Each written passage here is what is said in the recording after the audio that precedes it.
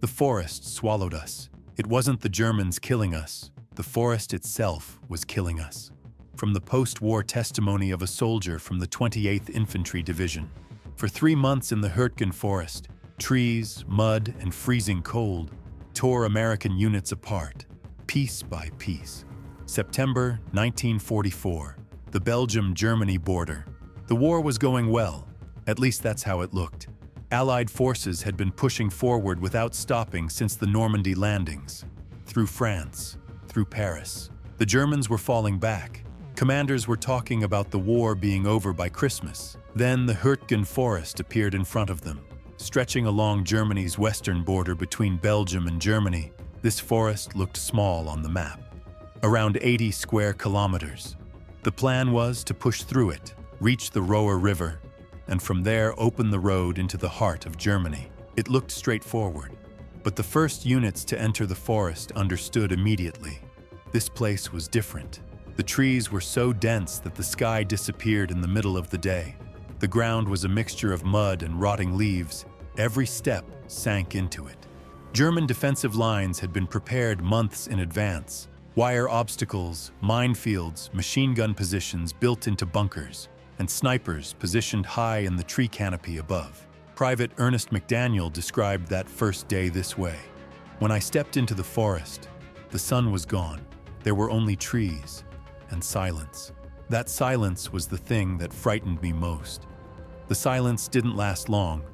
The Battle of Hürtgen Forest lasted from September 1944 to February 1945. Over that period, American forces sustained more than 33,000 combat casualties, killed, wounded, and missing combined. That figure surpassed the losses recorded in many of the island battles fought across the Pacific.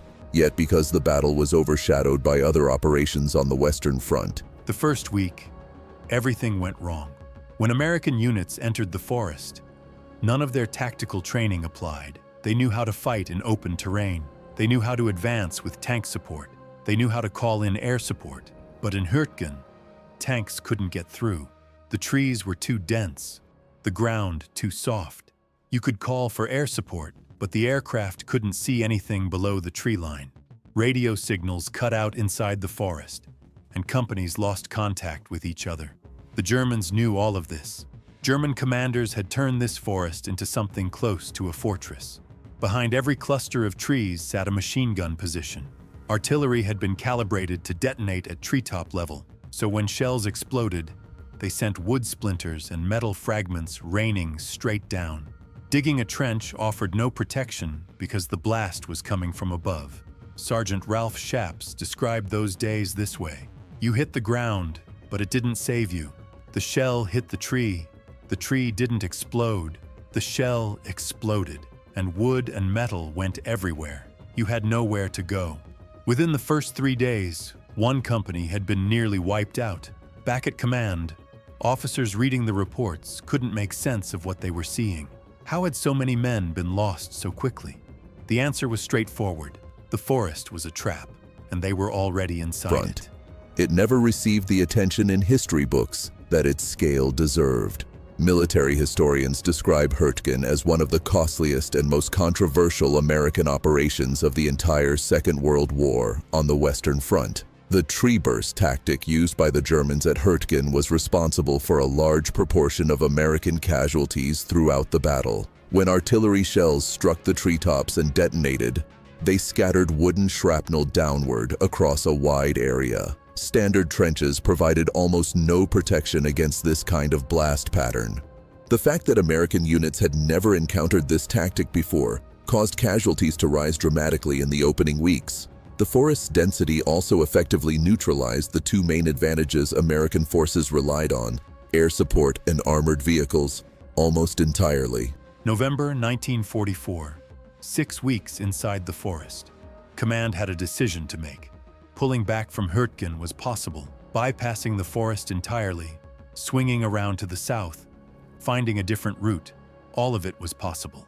But the order to pull back never came. The reasoning was strategic. Or at least that's what was said. The Roer River dams sat on the far side of the forest. If the Germans opened those dams, the river would flood and Allied forces would be cut off. Advancing without securing the dams was too dangerous. The 28th Infantry Division was sent into the darkest part of the forest. Their objective was the village of Schmidt, a small village on a strategic hill. It looked simple on the map. General Kota looked at his men. They were exhausted. Their uniforms were soaked through. None of them had slept properly in days, but an order was an order. Private First Class John Farley described that day this way. Our commander opened the map and put his finger on a point. "You're going here," he said. I looked. All I could see was forest. "What happens after?" I said. "There is no after," he said. "Just get there." The division entered the forest. On the first day they reached Schmidt. They took the village. It felt like a victory. On the second day, the Germans counterattacked. Tanks came, infantry came, artillery came. The 28th Division was forced to pull back.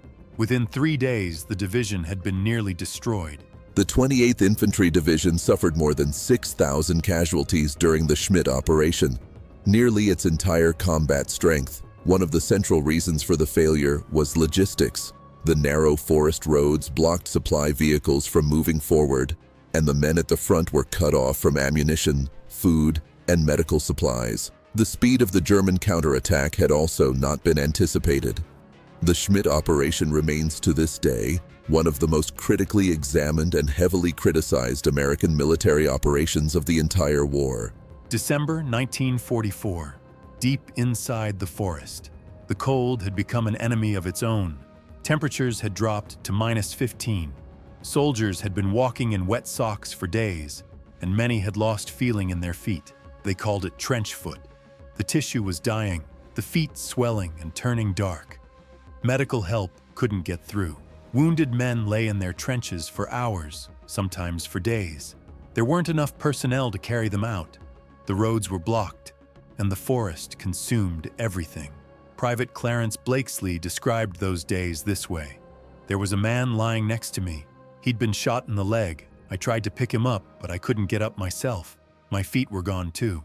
I told him, 'Wait.' I don't know if he waited, because I closed my eyes." Finding direction inside the forest had become nearly impossible. Compasses still worked, but maps were useless. Every tree looked like every other tree. Companies wandered in circles, sometimes drifting back into their own lines, sometimes crossing into enemy positions without realizing it. One company was lost inside the forest for 2 days. Neither the Germans nor their own forces could locate them. 2 days later, they emerged onto a forest track, frozen, hollow, barely moving. An officer who witnessed it later said he couldn't bring himself to ask how many of them were still alive. But the forest kept going, and the order was still the same: advance. Cold weather casualties at Hürtgen ran almost parallel to combat casualties. The number of soldiers taken out of action by frostbite, hypothermia, and trench foot ran into the tens of thousands. The American Army had not been prepared for losses of this kind. Logistical planning had failed to adequately account for winter conditions in a dense European forest. Sufficient cold weather clothing, waterproof boots, and basic heating equipment did not reach the front line in time. Historians identify this logistical failure as one of the primary factors that drove American casualties at Hürtgen beyond what the fighting alone would have produced. February 1945. The Hürtgen Forest had finally been crossed, but the numbers were right there. 3 months, more than 33,000 casualties. Dead, wounded, missing, frostbite, psychological collapse. Some companies had entered the forest with 200 men and come out with 40, and the ground gained a few kilometers of forest, a handful of small villages. The Roer River dams were still in German hands. Private Harold Larson said after the war, "They told us what we were fighting for, but in Hürtgen I forgot. Out there you were just fighting to reach the next tree. That was all there was." That sentence carries a great deal. The soldiers inside Hürtgen couldn't see the bigger picture. They couldn't have, because there was no bigger picture. There was only the next tree, the next trench, the next morning. The psychological destruction ran as deep as the physical. Post-war assessments found that the vast majority of Hürtgen veterans carried serious long-term trauma, nightmares, sudden panic, an inability to enter enclosed spaces. The darkness of the forest came home with them. Years later, a journalist visited one of the survivors. The man was sitting in his garden, a wide open garden, not a single tree in it. The journalist asked why he had never planted any. The man didn't answer. He just looked into the distance. The psychological cost of the Battle of Hürtgen Forest went largely undocumented for decades. Cases described at the time as combat fatigue were in reality early examples of what we now recognize as post-traumatic stress disorder.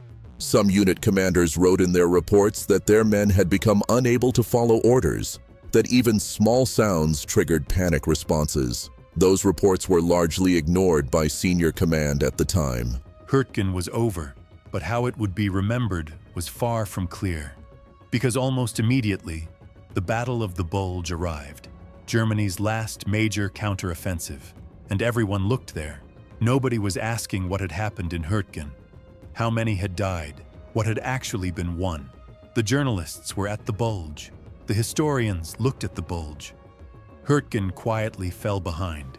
General James Gavin wrote after the war, "Hürtgen is one of the least understood battles in American military history. What did we gain there?" That question still needs to be asked.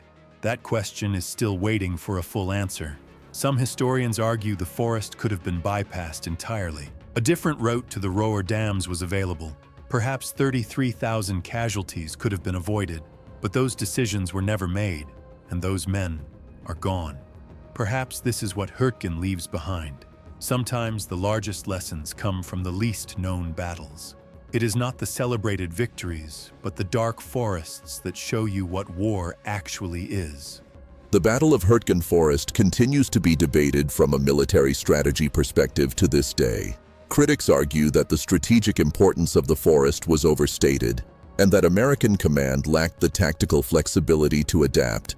When the initial approach failed, the Roer River dams remained in German hands long after the forest was cleared, and in February 1945, the Germans opened the dams anyway, flooding the river and halting the Allied advance. That sequence of events has made the strategic justification for fighting through the forest deeply difficult to defend. The Hürtgen Forest is still there, in western Germany, close to the Belgian border. The trees grew back, the roads were smoothed over, the villages were rebuilt. Tourists come now, walking trails, taking photographs. The forest is quiet and green, but beneath the ground, things are still there. Every year, forestry workers find something: rusted shell casings, rotted equipment, sometimes bones, soldiers with no names, men whose exact location of death nobody has ever been able to determine. When the survivors came home, nobody asked too many questions, because there was the Bulge, there was Iwo Jima, there was Okinawa.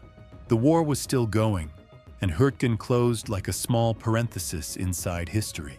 The newspapers were writing about other things. The memorials were being built for other battles. Private Harold Larson gave an interview in 1987. The journalist asked him about Hürtgen. Larson was quiet for a long time. Then he said, "Nobody knows what happened there." I didn't want to talk about it for years either, because even if you tell them, they can't understand. You have to go into that forest. You have to go into that darkness. Then you'd understand. Then he stopped talking. Every soldier who died in the Hürtgen Forest was a name. Someone's son, a young man from a small town, someone's fiancé. They walked into the darkness of that forest, and many of them never walked back out. Maybe history forgot them, but the forest didn't. A number of American soldiers who lost their lives in the Battle of Hürtgen Forest remain listed as missing to this day. Archaeological work carried out in Germany continues to uncover new remains every year. The battle officially holds the distinction of being the longest sustained American ground engagement on the Western Front of the Second World War. Historians treat Hürtgen not simply as a military failure, but as a concrete example of how command structures can fail to account for the human cost of the decisions they make, and what that failure looks like when it is measured in lives.